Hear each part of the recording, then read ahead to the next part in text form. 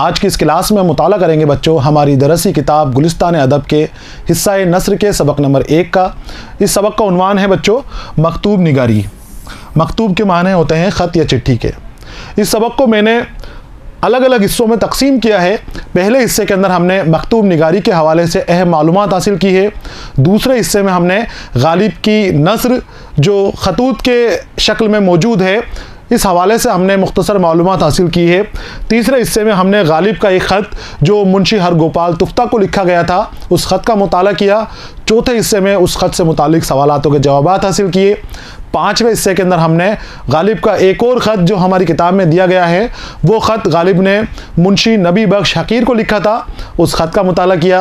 और छठा हिस्सा जो लेकर मैं आपके सामने हाजिर हूँ, यहाँ हम गालिब के मुंशी नबी बख्श हकीर को लिखे गए ख़त से मुतालिक सवालों के जवाबात हासिल करेंगे। तो हम शुरू करते हैं सबक का छठा हिस्सा। ये इसका उन्वान है मशकी सवालात और यहाँ पर मुंशी नबी बख्श हकीर को लिखे गए ख़त के सवालों के जवाब हैं। शुरू करते हैं हम। और सवालों जवाब से पहले गौर करने वाले कुछ नुक्ते यहाँ पर दिए गए हैं। इन बातों के ऊपर आपको गौर करना है जिनका हमने ख़त में भी मुताला किया है। गालिब के ख़त के ज़रिए हमें उनके दौर की अहम मालूमात फराहम होती है। हमें मौसम के बारे में भी मालूमात पता चल जाती है। मौसम कैसा है इस बात का भी हम अंदाज़ा लगा सकते थे गालिब के दौर में। साथ ही सियासी हालात और कुछ तब्दीलियाँ कुछ हंगामे जो होते हैं उस दौर के वो भी गालिब के खतूत के ज़रिए बड़ी आसान ज़ुबान के अंदर हमें समझ आ जाते हैं।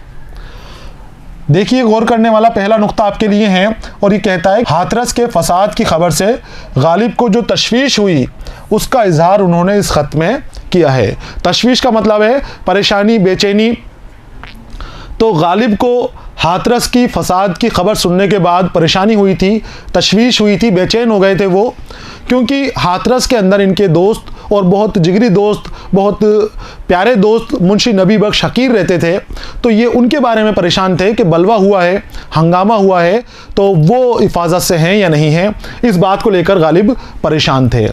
दूसरा पॉइंट देखिए, दूसरा नुक्ता, ये फसाद रास्तों को चौड़ा करने और हवेलियों को ढहाने के सबब रोनुमा हुआ था। फसाद की वजह भी हमें पता चल गई है गालिब के इस ख़त से।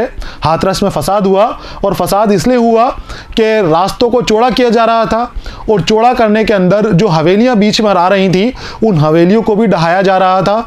साथ ही जो दुकानें बीच में आ रही थी लोगों की उन दुकानों को भी ढहाया जा रहा था। लोग इस बात को बर्दाश्त ना कर सके, गुस्से में आ गई रियाया और आवाम ने मजिस्ट्रेट के ऊपर और जो ढहाने के लिए ज़ाब्ता गया था उस ज़ाब्ते के ऊपर पत्थरबाजी की। उसकी वजह से हंगामा बहुत ज़्यादा हो गया। तो हाथरस के फसाद की वजह भी बताई है यहाँ पर गालिब ने। और इसके साथ ही इस ख़त में गर्मी के महीने में रोज़े की कैफियत का जिक्र भी किया है। गर्मी के मौसम में रोज़ा रखना बच्चों बहुत मुश्किल होता है और बहुत सख्ती रहती है उस रोज़े के अंदर।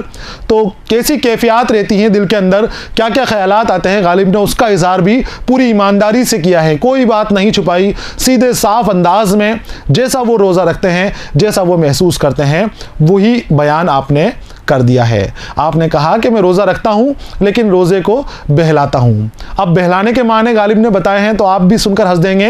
बहलाने के माने ये हैं, गालिब कहते हैं कि रोज़ा रखता हूँ लेकिन बहलाने के लिए कभी थोड़ा पानी पी लेता हूँ, कभी हुक्का पी लेता हूँ या कभी रोटी का टुकड़ा खा लेता हूँ। इससे रोज़ा मेरा बहला रहता है। और किसी ने कहा कि आप रोज़ा नहीं रखते हो या रोज़ा तोड़ देते हो, तो गालिब कहते हैं कि ये बेवकूफ़ लोग हैं, अनोखा सोच समझ रखते हैं, अलग तरह की सोचो फिक्र रखते हैं। मैं रोज़ा बहलाता हूँ और ये कहते हैं कि तू रोज़ा ही नहीं रखता। भाई रोज़ा रखना अलग चीज़ है, रोज़ा ना रखना अलग चीज़ है और रोज़ा बहलाना अलग चीज़ है। मेरे लिए ये इस्तेमाल नहीं किया जाए कि मैं रोज़ा नहीं रखता, ये इस्तेमाल किया जाए कि मैं रोज़े को बहलाता रहता हूँ। तो शौक़ी और ज़राफ़त गालिब के अंदाज़ में मिलती है, गालिब की फितरत में है।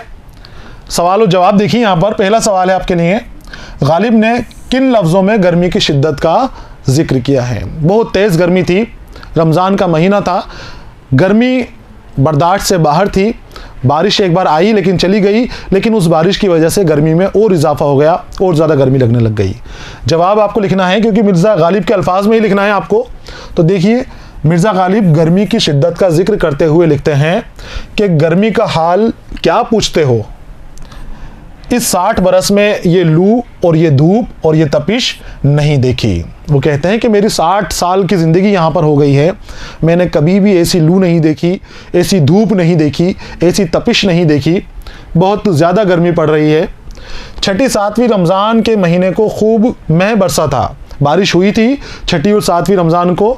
अब मह खुल गया है, अब घिरा रहता है। हवा अगर चलती है तो गर्म नहीं होती और अगर रुक जाती है तो क़यामत आती है।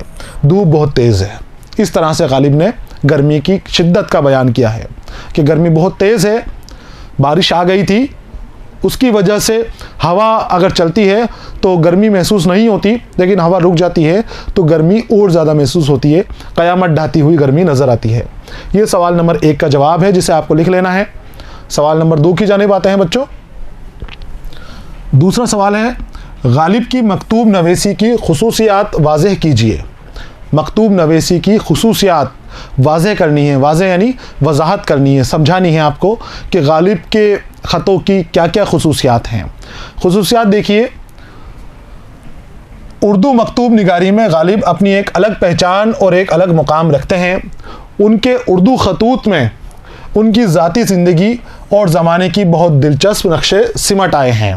ज़ाती ज़िंदगी भी के बारे में पता चल जाता है और ज़माने के नक्शे भी हमें नज़र आ जाते हैं।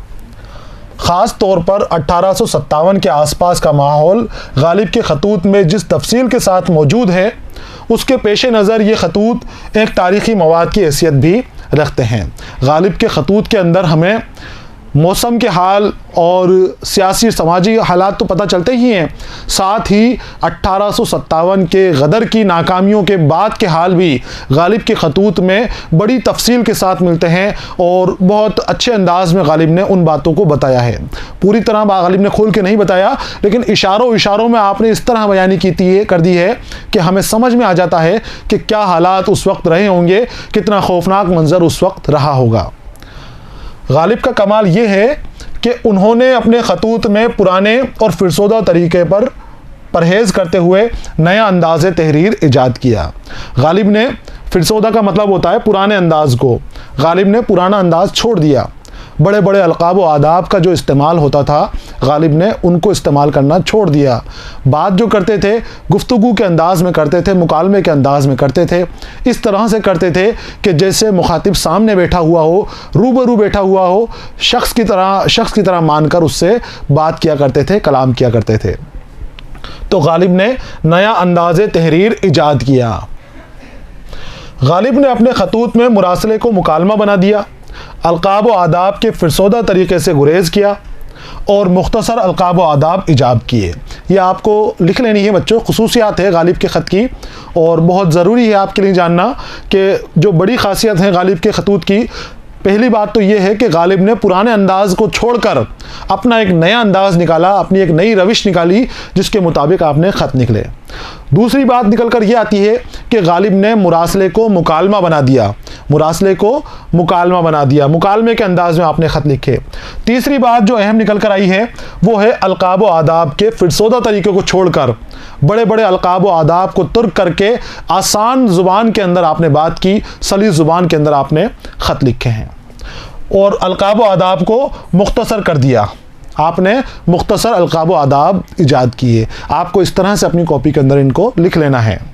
गालिब ने जो असलूब इख्तियार किया उसकी नकल किसी से भी नहीं हो सकी। गालिब के जो असलूब थे, गालिब का जो तरीक़ा था, ना वो गालिब के पहले नज़र आया और ना वो गालिब के बाद नज़र आया। गालिब के पहले तो हम मान सकते हैं कि उस वक्त कोई ऐसी सोच और इस फिक्र वाला अदीब नहीं था कि जो गालिब की तरह लिख सके। गालिब का अंदाज़ जुदागाना था, उनकी गज़लें भी अलग तरह की हैं, उनकी नज़में भी सबसे जुदागाना अपनी हैसियत रखती हैं, तो खतूत भी उनके आला मेयार के हैं, बहुत उम्दा ख़त आपके लिखे गए हैं।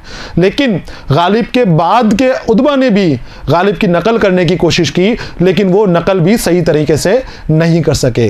तो गालिब की जैसे खतूत ना तो गालिब के पहले मिलते हैं और ना ही गालिब के बाद मिलते हैं। नकल भी वहाँ तक नहीं पहुँच सकी है, गालिब के ज़मरे के अंदर नहीं आ सकी है।